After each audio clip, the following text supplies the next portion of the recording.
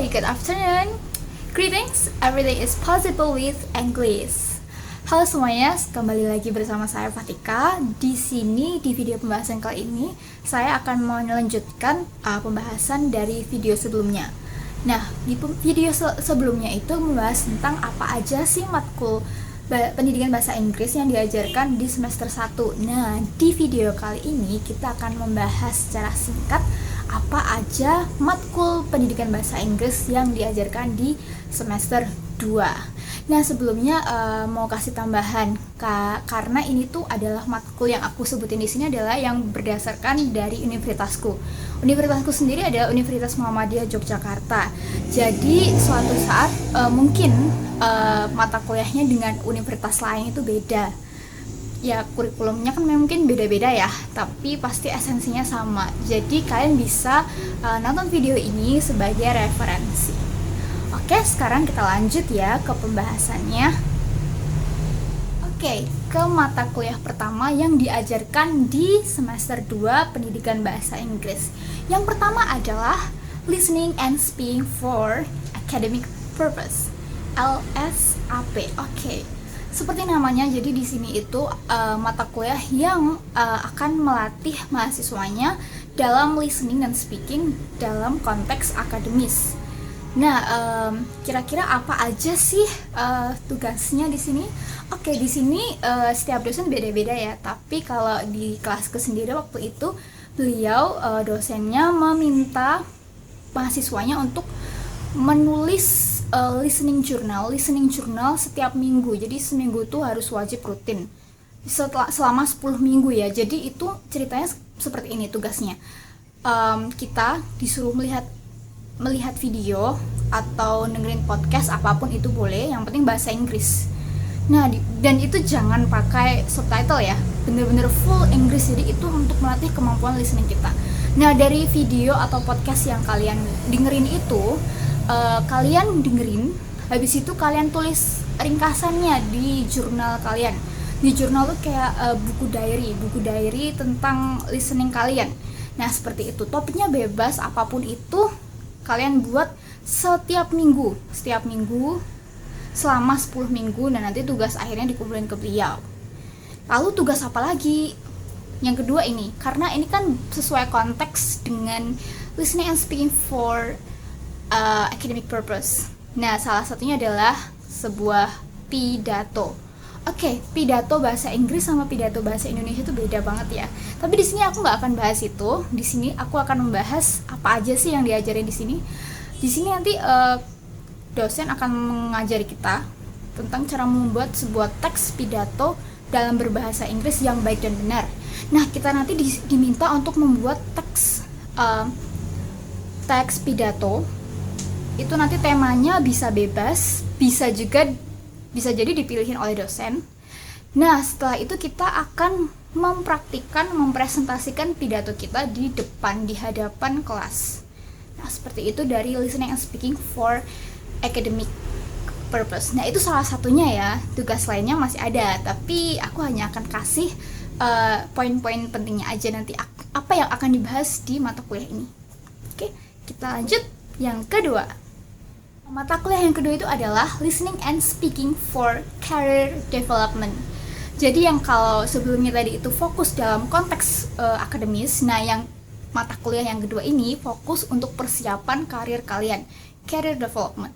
Nah, di mata kuliah ini mahasiswa itu akan dilatih persiapan dalam persiapan karir gitu. Tapi di sini skill yang difokuskan adalah listening dan speaking. Nah, nanti di sini diajarin apa aja, banyak banget. Terutama fokus ke listeningnya dan speaking.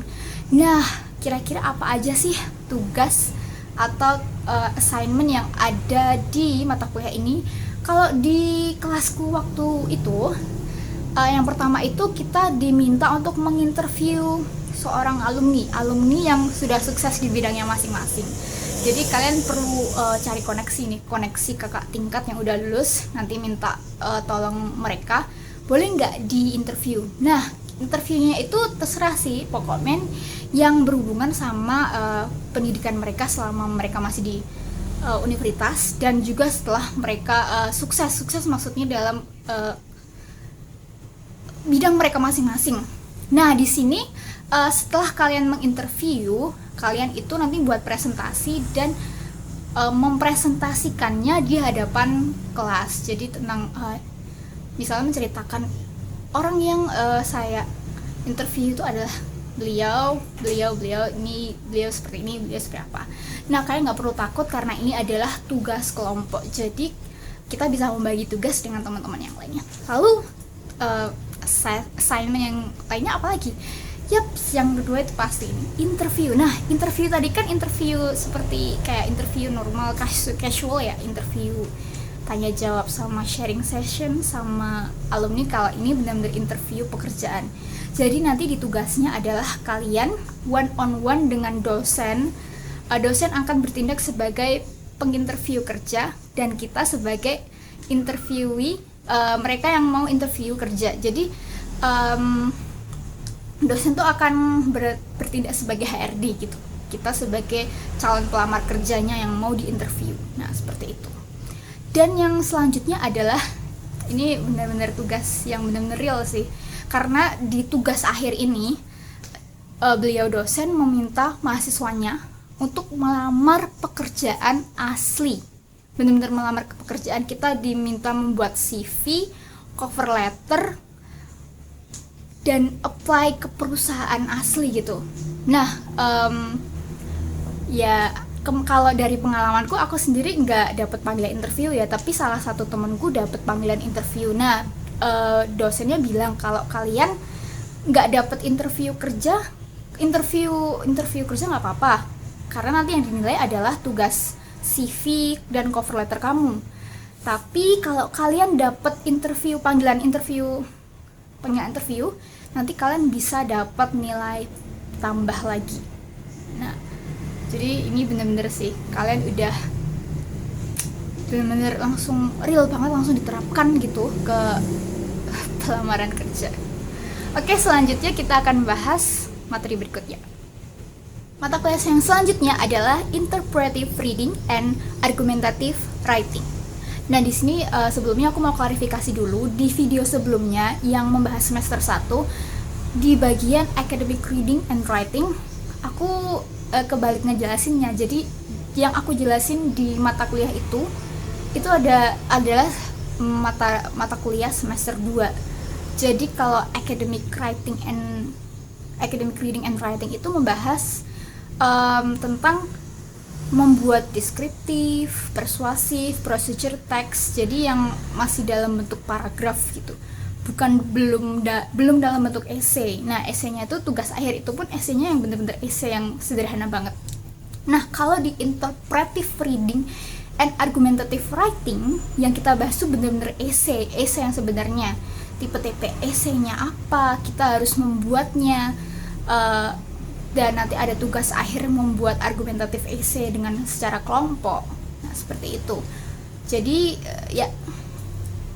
ini adalah penjelasan dari mata kuliah yang ketiga. Sekarang kita lanjut ke mata kuliah yang selanjutnya. Yang selanjutnya adalah Reading and Writing for Career Development. Nah, kalau yang tadi itu listening and speaking, yang kita fokus kepada interviewnya. Nah, kali ini kita akan berfokus pada penulisan dan readingnya. Jadi di mata kuliah ini, mahasiswa itu akan diajarin gimana sih cara membuat business letter, business email. Lalu yang kita pelajari juga adalah bagaimana cara membuat personal statement. Nah, personal statement itu jika kalian ingin misal mendaftar beasiswa atau mendaftar program exchange students, kita itu nanti juga diajarin di mata kuliah ini. So, tunggu apa lagi? Makanya ikut PBI. Oke, sekarang kita lanjut ke mata kuliah yang selanjutnya. Selanjutnya akan dibahas adalah Capital Selecta on Linguistic. Nah, Capital Selecta on Linguistic itu adalah mata kuliah yang berfokus pada lisannya. Jadi gimana cara kalian membaca phonetics dan cara ngomong pronunciation bahasa Inggris yang baik dan benar. Nah, di sini tuh nanti akan ada IPA phonetics yang perlu kalian hafal dan pahami. Agak-agak ribet sih, kayak ngapalin rumus kimia, tapi ini tuh salah satu mata kuliah yang penting banget karena ini tuh menentukan gimana kamu ngomong, speaking dengan pronunciation yang baik dan benar. Mata kuliah terakhir di semester 2 itu adalah Teaching and Learning Observation, yaitu mata kuliah magang di sekolah mitra yang bekerja sama dengan kampus. Nah, di sini tuh kalian ngapain aja? Nah, di sini kalian itu akan ke sekolah langsung dan diajarkan langsung dengan guru pamong dari sekolah. Nanti kalian akan diajarin gimana sih cara membuat RPP, cara membuat materi ajar, cara membuat evaluasi. Dan nanti setelah kalian mendapat pelatihan itu, kalian nanti akan diharuskan membuat RPP, materi ajar, alat evaluasi dengan yang ditentukan oleh guru pamong. Nah, nggak sampai situ aja, nanti kalian di akhir magang, kalian harus membuat sebuah laporan magang yang harus diserahkan ke guru dosen pembimbing kalian, dosen pembimbing magang. Jadi tugasnya itu dua, satu diserahkan ke guru sekolah, satu lagi diserahkan ke dosen. Jadi apapun itu kalian harus mengerjakan sebaik mungkin, karena nanti nilainya kalian dari dua sisi, dari guru dan dari dosen. Nah, untuk informasi lebih lanjut ya, mata kuliah ini, magang dengan sekolah mitra ini bisa dimasukkan ke dalam CV kalian. Jadi misalnya kalau kalian ingin mendaftar pekerjaan di instansi pendidikan atau yang berhubungan dengan kegiatan belajar mengajar sebagai seorang educator, kalian bisa masukin ini ke dalam CV kalian. Oke? Itu tadi adalah mata kuliah yang diajarkan di pendidikan bahasa Inggris semester 2. Oke, untuk semester selanjutnya kita akan membahas di video selanjutnya. Oke, sekian dulu. Sampai jumpa. Greetings, everything is possible with English. Bye.